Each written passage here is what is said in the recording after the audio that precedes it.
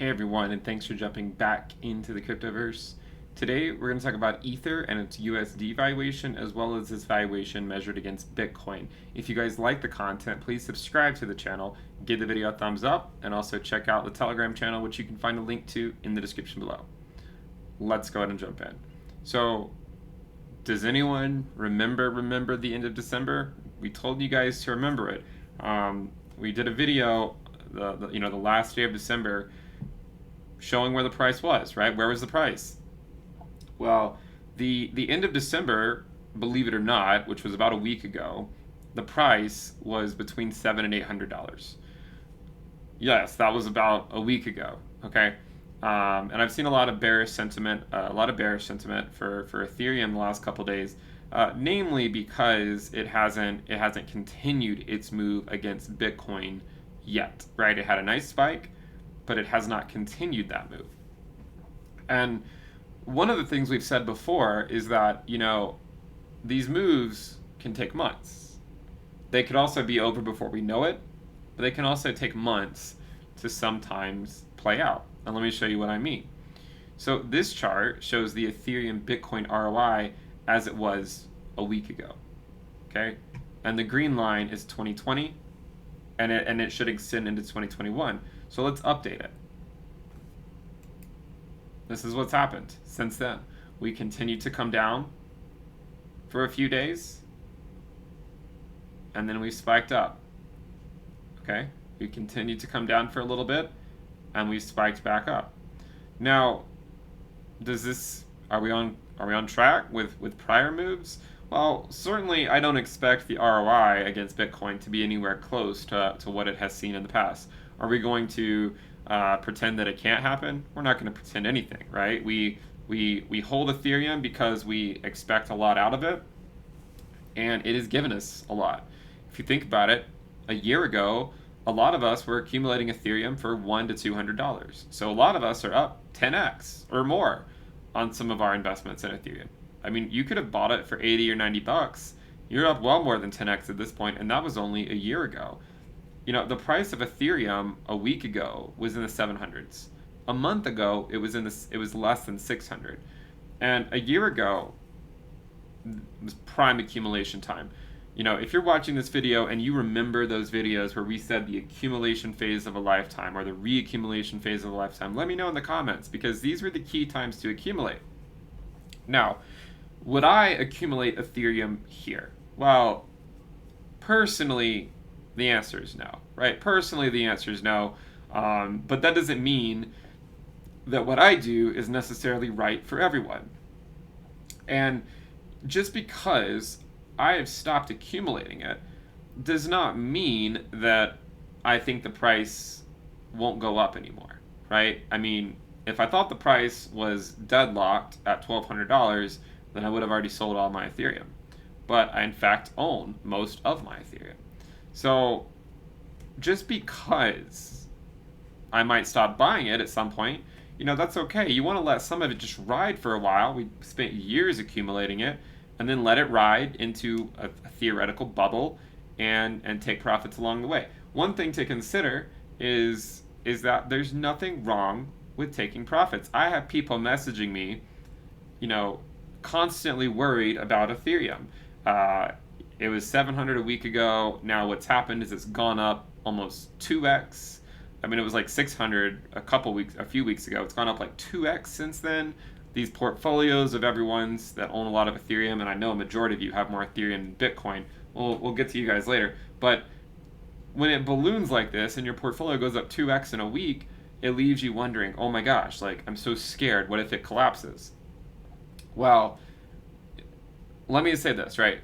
Crypto is a personal journey. There's no, taking profits is never a bad thing. If you feel like you're overexposed in the market and you're up 10x and you want to skim some off the top to make sure that you're providing a better life, there's nothing wrong with that. And no one's going to sit here and pretend like that there's something wrong with that. It doesn't mean that it can't go up higher. We all hope it goes to 5 figures later on, right? We all hope that.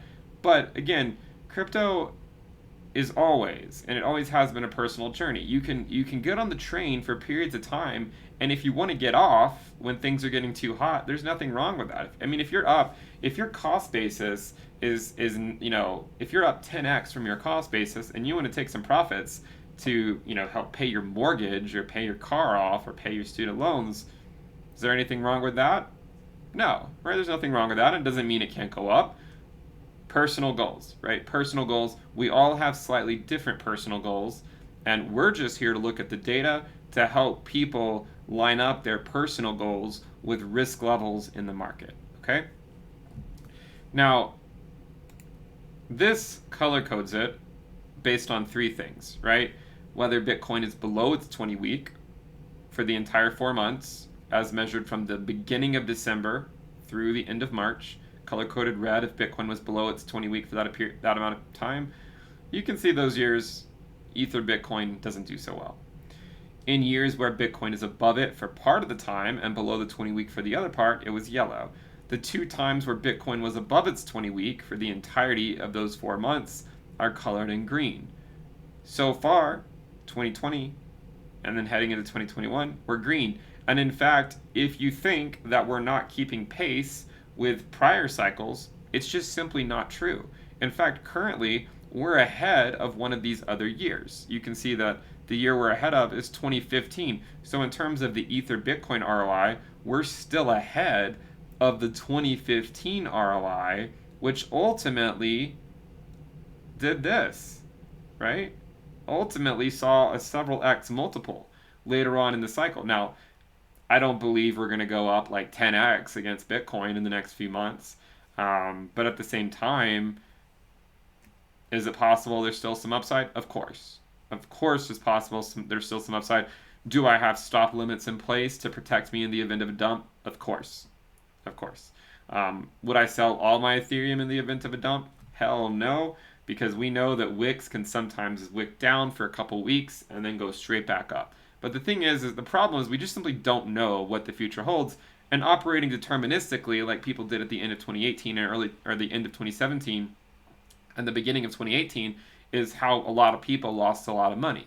Back then, it would have been really hard for people to fathom a $1,400 Ether going down to less than $100, but it did not stop it from happening. Okay, and again, I'm not saying it's gonna go down to less than $100, but it certainly could retrace some. It's up 10x over the year. Could go up another 2 or 3x before it does too. So be safe. Again, I don't know where the top is, and I don't claim to be. I don't claim to know. I just want to show you guys the data and show you where we stack up. So far, we're still doing quite well. We're about 40 days out, almost 40 days out from the beginning of December, and we're still about at an ROI of 1 for the Ether Bitcoin ROI.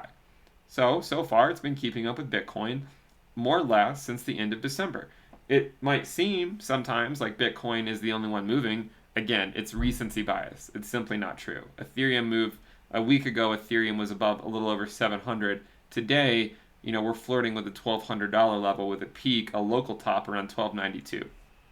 So we'll continue to follow this and see if we can go any higher, or if this cycle will be slightly different. But so far, things seem to be going really well, right? We've always said January tends to be a turnaround point.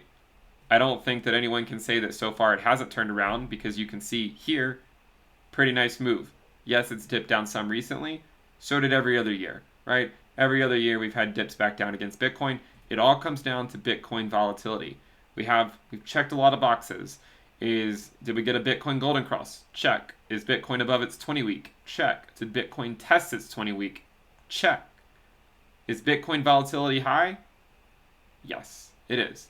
Because Bitcoin volatility is high, Ethereum won't move. Now, normally I would say that Ethereum would take weeks to move against Bitcoin once Bitcoin volatility comes down, but once Bitcoin's this overextended, it might only take it a couple days. You guys have already seen it. I don't need to tell you, but if you go back and look, a couple days here, a couple days there, Bitcoin slows down, Ethereum gets moving.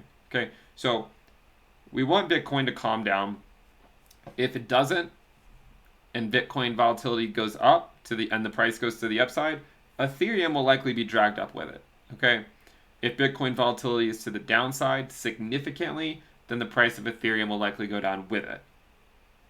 If Bitcoin volatility calms down for a couple days, Ethereum can start moving again against Bitcoin. It's not financial advice. This is just generally what happens in the market at these stages of the market cycle. This is the 90-day ROI as measured, denominated by months. You can see that a lot of the months, the 90-day ROI, at least for 2015 and 2016, the 90-day ROI in October was not as good as November, which was not as good as December. If the 90-day ROI against USD is highest in December, then that means buying in December and then selling in March had a higher ROI on average than buying in November and selling in February, or buying in October and selling in January. Same thing here, right? October, November, December. Obviously, 2017 was the opposite because the peak of the bull market happened in January. So if you were selling it in February or March, you were probably not selling it for a higher price than you bought it for the most part. But if you actually look at it denominated by those months, on average, you would have. But if you came in at the very end of December, then obviously not. Same thing, 2018. October was better than November. December was better than November, which was better than October. 90-day ROI. More or less the same thing in 2019, except that November was slightly higher, meaning that your 90-day ROI of buying in November and selling in February would have been slightly higher than buying in December and selling in March. Okay? So we want to see how this plays out. Now, here's the 1-year ROI. I'll let you guys take a look at that. But to me, it generally seems like we are trending back up. Now, this is a chart that we've talked about, and this is what we looked at. We overlaid the 1-year Bitcoin. This is the 1-year running ROI of Ether. You can see that it peaked over here above 100x, maybe about 150x or so. Bottomed at about a 90% loss. Fun times. And then it's come back up. And if we overlay the Bitcoin ROI, 1-year ROI, and then compress it and overlay it, this is what we saw, a pretty similar type move, right? A peak around 100x ROI. This is why our thesis is that Ethereum volatility is one market cycle behind Bitcoin's. Then Ethereum has started moving up. This was from the last video. Let's update it. Oh, look at that. There's nothing to be bearish about yet. If we start coming back down, sure, but so far, that's what's happened since the last time we looked at this video. Okay, so if we do continue this move over the next few months, remember, the second peak for Bitcoin in terms of the 1-year ROI peaked at around 25x. If the same thing happens for Ethereum, 25x, we know over the next couple months, a year ago, the prices were around the $100 to $200 range. So let's suppose that by March, when we know we dumped around $100, 25x from there is $2,500. Are we going to make it there? We don't know. There's the risks you take. Again, I can't tell you if we're going to make it. Of course, that generally draws some witty comments from people saying, so you're saying it can go up, you're saying it can go down, you're saying it can go sideways. Yeah, that's exactly what we're saying. We don't know exactly what it's going to do. We take the risk when it makes sense to take it. We get out when it makes sense to get out. And we buy into the market when it makes sense to buy in. Accumulation phase of a lifetime, reaccumulation phase of a lifetime earlier this year.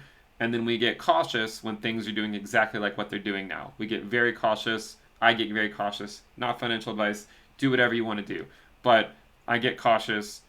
Stop orders are fine. Make sure you secure the profits in the event of a dump. You have to recognize the downside to that is if there's a wick and you get stopped out and then it goes back up, then you miss out on the future gains. That's why I do it dynamically. I scale the sales up as the risk level goes up. The risk level is something that you can follow on the premium list into thecryptoverse.com. You can find a link to that in the description below.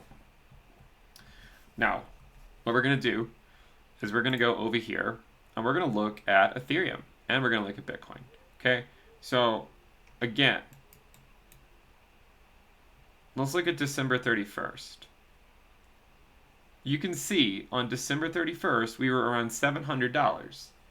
Okay? We're over $1,200. That was about a week ago. It's about a week ago. Okay?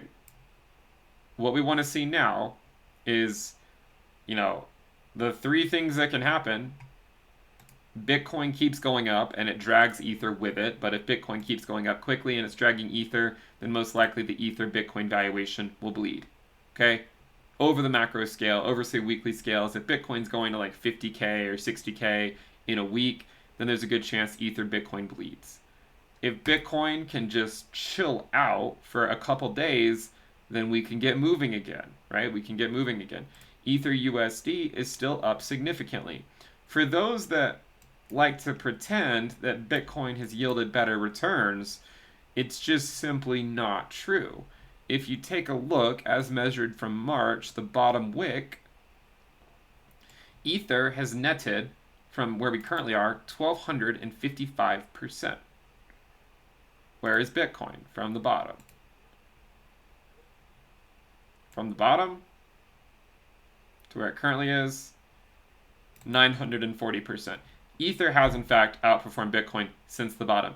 Is this a fair comparison? Is this a fair comparison necessarily against Bitcoin? Absolutely not. Absolutely not. We've said that before. It's absolutely not a fair comparison. Ethereum dumps harder when Bitcoin dumps. So can you really punish Bitcoin for not having a wick even lower just because it's not as volatile? Not really. But if the idea is that Bitcoin has been outperforming Ethereum, again, it's just simply not true. If we take it from the, let's take it from here. Let's take it from the August dump. Okay, what has Bitcoin done since the August dump to where we currently are? 313%. What has Ethereum done since the August dump? We're going to go to August 31st.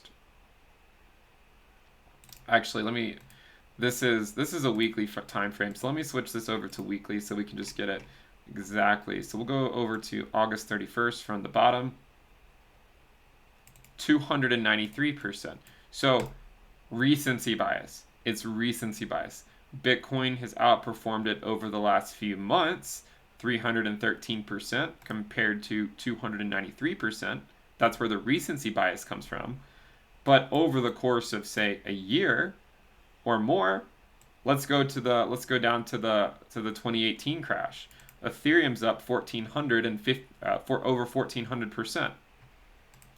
From the 2018 crash, Bitcoin